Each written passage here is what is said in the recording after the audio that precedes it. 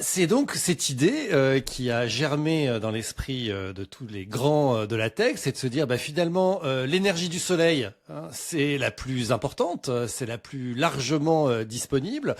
Si on se rapprochait finalement du soleil, ce serait peut-être l'occasion d'avoir accès à une énergie abondante, virtuellement peu cher. Bon, virtuellement, on s'entend, hein, parce qu'il faut quand même les envoyer, les satellites, et puis les faire tourner. Mais enfin, en tout cas, ça donnerait accès à une énergie illimitée et très puissante en permanence.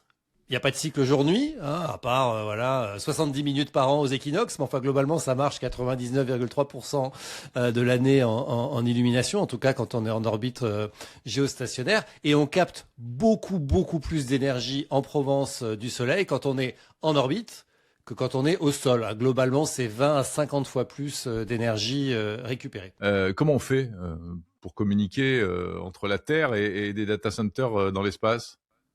On fait comme Starlink, on fait comme tous les services qui aujourd'hui promettent des accès, enfin promettent des livres, hein, d'ailleurs réellement, des accès à très haut débit depuis l'espace. Alors évidemment, c'est une latence plus importante que sur Terre, hein. Donc la latence, c'est le temps finalement de la transmission de l'information dans les deux sens, hein, vers l'espace et le retour sur Terre. Mais typiquement pour des services d'IA, la latence de quelques millisecondes est très acceptable, hein, même 30, 40 millisecondes, c'est très acceptable. Évidemment, pour faire du gaming, où là on a besoin d'être vraiment très réactif, ça marche moins bien. Mais aujourd'hui, ces technologies-là, franchement, elles existent, elles fonctionnent.